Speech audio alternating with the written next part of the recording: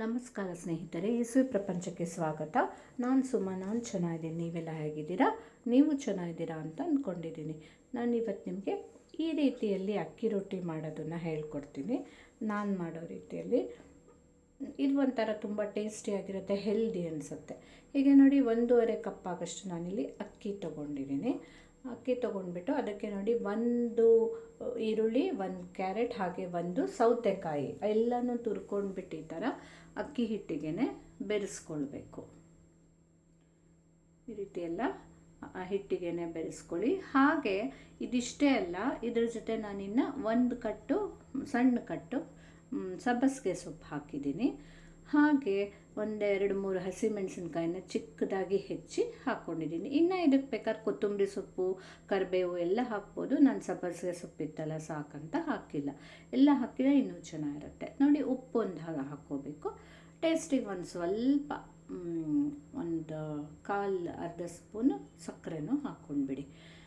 ನಾನಿಲ್ಲಿ 1.5 ಕಪ್ ಆಗೋಷ್ಟು ಅಕ್ಕಿ ಹಿಟ್ಟು ತೊಗೊಂಡಿದ್ದೀನಿ.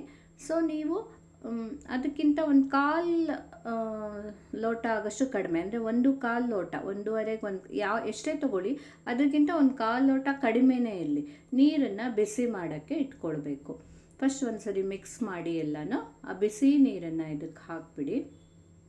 ಹಾಕಿ 5 ನಿಮಿಷ ಹಾಗೆ ಮುಚ್ಚಿಟ್ಬಿಡಿ. ಆಮೇಲೆ ಅದೆಲ್ಲ ಒಂಥರ ಇದಾಗಿರುತ್ತೆ, ತಣ್ಣಗಾಗುತ್ತೆ. ಸ್ವಲ್ಪ ಮುಟ್ಟಕ್ಕಾಗೋದಿಲ್ವಲ್ಲ, ಇಲ್ಲದಿದ್ದರೆ ಸ್ವಲ್ಪ ಈ ಥರ ಮಿಕ್ಸ್ ಮಾಡಿ ಒಂದು ತಟ್ಟೆ ಹಾಕಿ ಮುಚ್ಚಿ ಆಮೇಲೆ ತೆಗೆದು ಚೆನ್ನಾಗಿ ಕೈಯೆಲ್ಲದನ್ನು ನಾದ್ಬಿಟ್ಟು ಈ ರೀತಿ ಮಾಡಿಟ್ಕೊಳ್ಬೇಕು. ಈಗ ರೆಡಿ ಇದೆ, ಇದು ಹಿಟ್ಟು ಕಲಸಿ ಆಗಿದೆ. ಒಂದು ಹೋಳಿಗೆ ಅಥವಾ ರೊಟ್ಟಿ ತಟ್ಟೋ ಕವರ್ ಸಿಗುತ್ತೆ ಈ ಥರದ್ದು. ಇದರಲ್ಲಿ ತಟ್ಕೊಂಡ್ರೆ ಎಷ್ಟು ಬೇಕಾದರೂ ನಾವು ತೆಳ್ಳಗೆ ಮಾಡ್ಬೋದು. ಕೆಲವರು ಹಂಚಿಗೆನೇ ತವಾ ಮೇಲೇ ಮಾಡೋಕ್ಕೆ ಹೋಗ್ತಾರೆ, ಬಟ್ ಅವಾಗ ದಪ್ಪ ಆಗುತ್ತೆ. ಅದಕ್ಕಿಂತ ಈ ಥರ ಮಾಡ್ಕೊಂಡ್ಬಿಟ್ರೆ ಎಷ್ಟು ಬೇಕಾದರೂ ನಾವು ತೆಳ್ಳಗೆ ಮಾಡ್ಕೊಳ್ಬೋದು. ನೋಡಿ, ಈಗ ತೊಗೊಂಡ್ಬಿಟ್ಟು ಅದನ್ನು ನೀಟಾಗಿ ತಟ್ಕೊಳ್ಳಿ ಪೇಪರ್ ಮೇಲೆ. ಎಷ್ಟು ನೋಡಿ, ಇಷ್ಟು ತೆಳ್ಳಗೆ ಮಾಡ್ಬೋದು. ಈ ಥರ ಮಾಡಿದ್ರೆ ಎಣ್ಣೆ ಹಾಕಿದಾಗ ಅದೆಲ್ಲ ಕಡೆ ಇದಾಗುತ್ತೆ.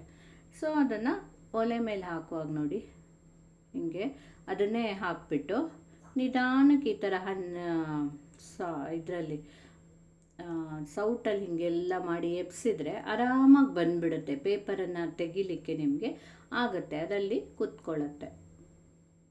ನೋಡಿ, ಬಂತು, ಎಲ್ಲ ನೀಟಾಗಿ ಬರುತ್ತೆ.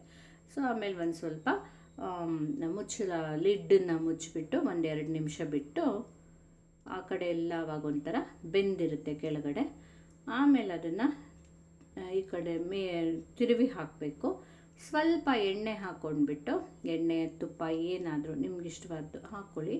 ಹಾಕ್ಕೊಂಡ್ಬಿಟ್ಟು ಆ ಕಡೆ ಈ ಕಡೆ ಎರಡೂ ಕಡೆನೂ ಚೆನ್ನಾಗಿ ಕೆಂಪಾಗೋ ಹಾಗೆ ಈ ರೀತಿ ಬೇಯಿಸ್ಕೊಂಡ್ರೆ ರೊಟ್ಟಿ, ತುಂಬ ಅಕ್ಕಿ ರೊಟ್ಟಿ ನೋಡಿ ಎಷ್ಟು ಟೇಸ್ಟಿಯಾಗಿರುತ್ತೆ ಅಂತಂದರೆ, ಇದಕ್ಕೆ ಏನಾದರೂ ಸೈಡ್ ಡಿಶ್ ಮಾಡ್ಕೊಳ್ಬೋದು. ಹಾಗೆ ತುಪ್ಪ ಹಾಕ್ಕೊಂಡು ಸಹ ತಿನ್ಬೋದು.